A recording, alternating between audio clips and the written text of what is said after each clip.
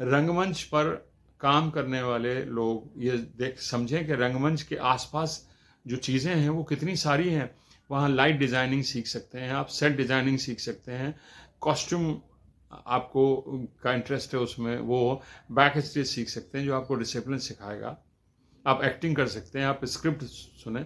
इन सब चीज़ें के लिए आपको खुली आंखों से देखना पड़ेगा कि एक डायरेक्टर कैसे काम करता है। हम लोग जब आए थे तो छविलदास एक स्कूल हुआ करता था दादर में, वहाँ पृथ्वी थिएटर के पहले पंडित सत्यदेव दुबे जो थिएटर के गुरु हुए हैं उनके नाटक वहाँ होते थे। छोटा सा हॉल था वहाँ स्कूल का, उसमें आधे हिस्से में दर्शक बैठते थे, आधे हिस्से में लोग काम करते थे। वहाँ नसीर भाई का प्ले, आलोक अमोल पालेकर जी का प्ले देखा मैंने, जुलूस, या आधे अधूरे देखा अमरीश पुरी जी का। तो वहाँ पर 5 रुपये टिकट होता था और वहाँ जाके बैठ जाते थे। कई बार उनसे परमिशन लेकर कि पंडित जी रिहर्सल देख लूँ, आप अगर बोलें तो। बोलते नहीं नहीं, हम किसी को रिहर्सल नहीं दिखाते। फिर भी हाथ पैर जोड़ के बोलते वहाँ कॉर्नर पे बैठ जाओ, चुप रहना एकदम। चुपचाप ये देखते थे कि एक डायरेक्टर अपने एक्टरों को कैसे डायरेक्ट कर रहा है। सो आपको हर किसी से सीखना है, और आपको सीखते सीखते हम कई बार ये सोचते हैं कि इसको क्या आता है। हम कई बार ऐसा बोलते हैं इसको क्या आता है, ये पता नहीं अपने आप को क्या समझता है। अरे कुछ तो आता होगा तभी तो वहाँ है। हमारे देश में हमारे कलाकारों की या देख की हर फील्ड में ये एक विडंबना है और ये सदियों चलती रहेगी। हम थोड़े से इस चीज़ से अवेयर हैं और कह लीजिए कि हम ऐसा नहीं करते हैं, कॉन्शियसली नहीं करते हैं। आप हमारे नाटकों में अक्सर लोगों को देखेंगे कि हर बार नए कलाकार मिलेंगे। मैंने ये 45 साल के जीवन में कभी कोई प्रोफेशनल थिएटर वालों को लेके काम नहीं किया। अपने ही नए कलाकारों को ट्रेंड किया और उनको प्रोफेशनल टेस्ट रंगमंच का स्वाद चखाया, और आज वो बहुत अच्छा काम कर रहे हैं हमारे साथ भी, बाहर भी। क्योंकि जब नए लोग होते हैं उनकी एनर्जी या उनका सोच इतना फ्रेश होता है, वो बहुत अच्छा काम कर सकते हैं। वो इनोसेंट है, उनको जो आप समझाएंगे वो आपकी बात सुनेंगे, उनके अंदर कोई छल कपट नहीं है। लेकिन एक शुरू से ये चलता आ रहा है कि हम अपने से बाद वालों को अपने साथ बिठाते ही नहीं हैं। हर वक्त उसके ऊपर एक दूरबीन की नज़र रखते हैं कि ये कैसा है, ये कहीं मेरी जगह ना छीन ले। अरे भाई, कोई किसी की जगह छीन पाया है? तो पहले तो बहुत ज़रूरी है कि हम अपने बाद वाले कलाकारों को स्वीकार करें और अपने से सीनियर लोगों को सम्मान दें। और जब किसी भी फील्ड में ये सब होने लगेगा, लेकिन हम लोग पूरी तरह से जलन, द्वेष और इन सब चीज़ों में घिरे होते हैं, तो अच्छा थिएटर करने से पहले आपको एक अच्छा इंसान होना बहुत ज़रूरी है। क्योंकि ये जो सत्यता है आपके अंदर, वो आपके चेहरे पे दिखेगी जब आप रोल कर रहे होंगे। आप सत्य नहीं है तो आप रोल कर रहे हैं तो सत्यता नहीं दिखेगी, तो आप अपने आप दर्शक रिजेक्ट कर देंगे, को एक्टर को ही मज़ा नहीं आएगा आपके साथ। तो फिर आपको लगेगा मैं तो अपनी तरफ से 100% कर रहा हूँ, लेकिन पता नहीं क्या हो रहा है, कुछ हो नहीं रहा है। आप कहीं वहाँ काम करते हुए वहाँ नहीं है, आपका मन कहीं और है, सोच कुछ और रहे हैं और कर कुछ और रहे हैं। हमने बहुत तकलीफ़ें सही। हम आपको बताऊं कि हमारी अपने घर की परेशानियां बहुत सारी थीं, उन सबको लेके अगर मैं रिहर्सल पे पहुंचूं तो कलाकार तो और नर्वस हो जाएंगे कि मैं डायरेक्टर हूं और मेन एक्टर भी हूं कई बार। लेकिन वो मुझे छोड़ देनी पड़ती हैं अपने रिहर्सल रूम के बाहर। और ऐसे ही सब कलाकारों को अपने आप को आदत डालनी चाहिए, क्योंकि आप ये सोच के मत चलिए कि आप बहुत अच्छे माहौल में होंगे तो अच्छा रोल करेंगे।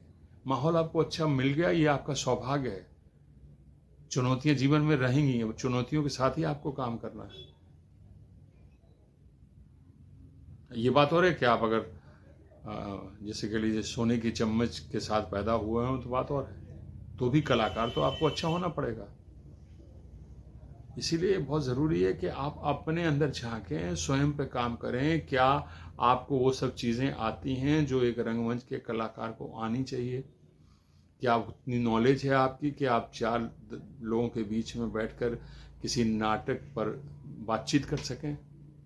और ऐसा नहीं कर सकते हैं तो मत कहिए कि मैं रंगमंच करता हूँ। रंगमंच आपसे जैसे कह लीजिए इतना कुछ ले लेगा, तब आपको बिल्कुल चींटी के बराबर सुख देगा। तो इतना पेशेंस है आप में? अगर इतना पेशेंस नहीं है तो मत कीजिए रंगमंच, क्योंकि आपसे बहुत कुछ छीनेगा ये। आपको आपकी परफॉर्मेंस, आप कितनी भी मेहनत करो फिर भी डायरेक्टर आपको ये बोलेगा मज़ा नहीं आ रहा। आप सोचोगे यार मैं तो सुबह से रात डायलॉग रट रहा था, मज़ा नहीं आ रहा, मतलब नहीं आ रहा ना मज़ा।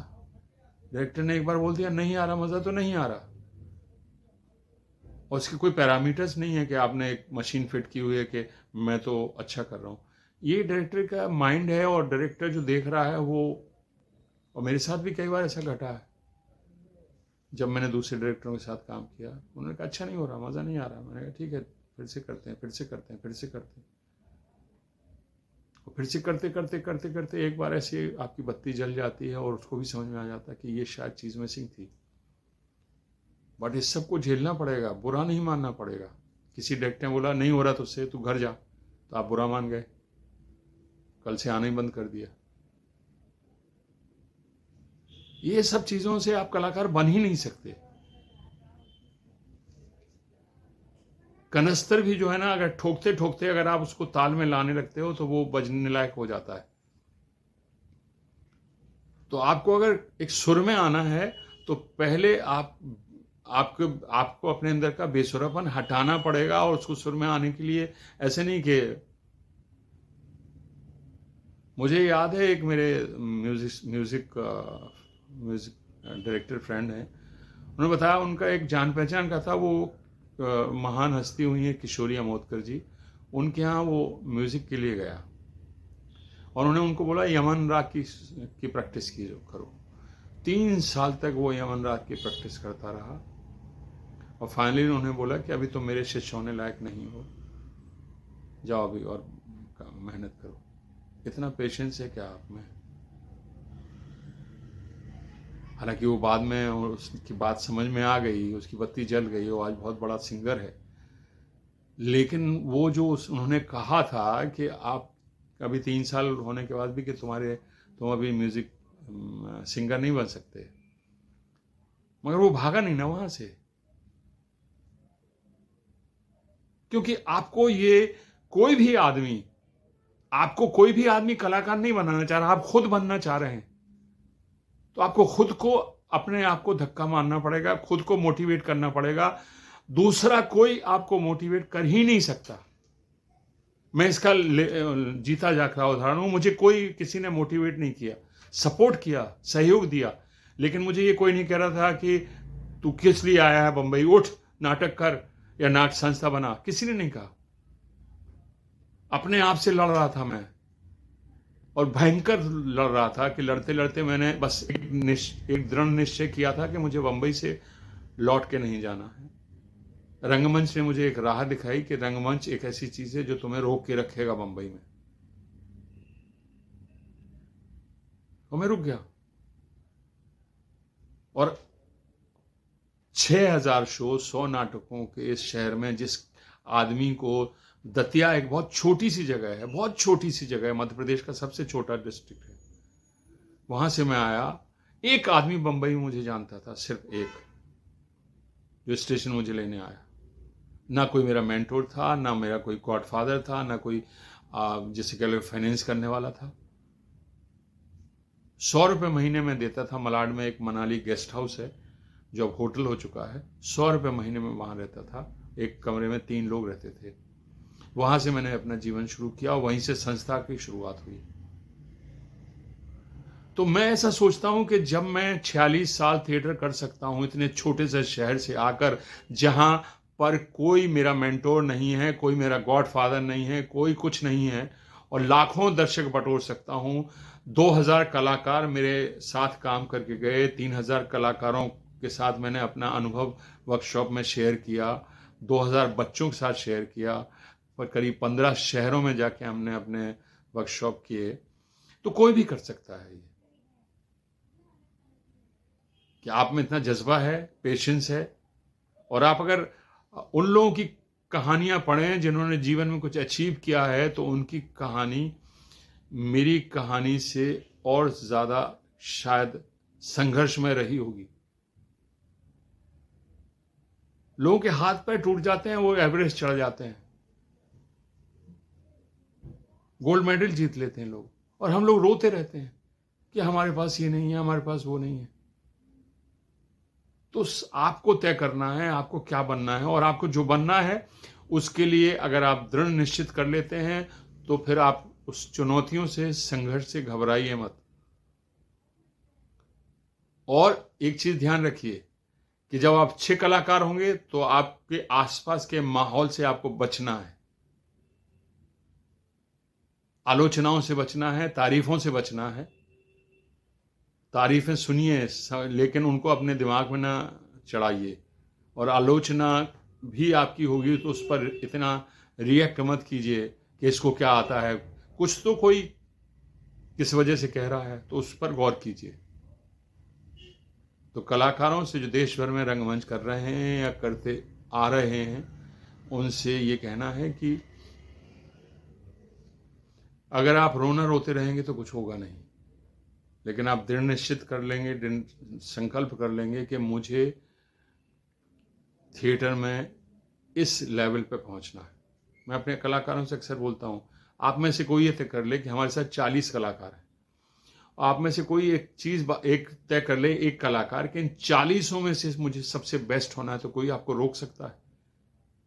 कोई आपके घर पे आ रहा है कि तू इतना स्क्रिप्ट क्यों पढ़ रहा है, तू मेरे से आगे निकल जाएगा? ऐसा तो नहीं कोई कर रहा ना। मगर क्या आप इतनी मेहनत कर रहे हैं?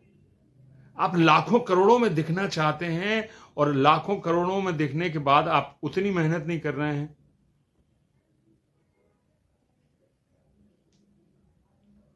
मैं अपनी संस्था को कहीं देखना चाह रहा था, उसके लिए मुझे बहुत सारा काम करना पड़ा, लगातार समझना पड़ा कि संस्था चलाने के लिए क्या क्या परेशानियां हैं, क्या क्या ज़रूरी है। वो जो चीज़ें ज़रूरी हैं वो हमको अपने पास रखनी चाहिए।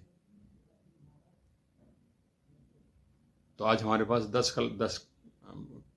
नाटकों का बैंक है कि हम कभी भी 1 हफ्ते 10 दिन के नोटिस पर कहीं भी नाटक खेल सकते हैं। बट ये एक दिन में तो नहीं हो गया ना। हमें अपने कलाकारों को समझाना पड़ा कि संस्था के साथ जुड़े हो तो संस्था का काम करने का सिस्टम ये है, और आपको इसको सपोर्ट करना होगा, तभी आप संस्था में आगे बढ़ पाएंगे। और लोगों ने समझा। इस फेस्टिवल में जो 46वां फेस्टिवल हुआ, उसमें 60 लोग काम कर रहे थे। 10 नाटकों के 28 शो थे और 5 वेन्यूज पर। मगर कब नाटक हो गए, कब बहुत सारा सामान थिएटर में प्रोडक्शन का चला गया, सेट कब लग गया, हमें पता ही नहीं चला, क्योंकि हमारी जो बैक स्टेज की या प्रोडक्शन की टीम है वो इतनी अच्छी है कि हमें जब तारीखें मिल जाती हैं फेस्टिवल की, तो हम 6 महीने पहले से काम करना थोड़ा थोड़ा शुरू कर देते हैं। तो आप सबसे यही कहना है कि कोई आपका हाथ पकड़ के आपको आगे नहीं बढ़ाएगा, आपको खुद आगे बढ़ना है।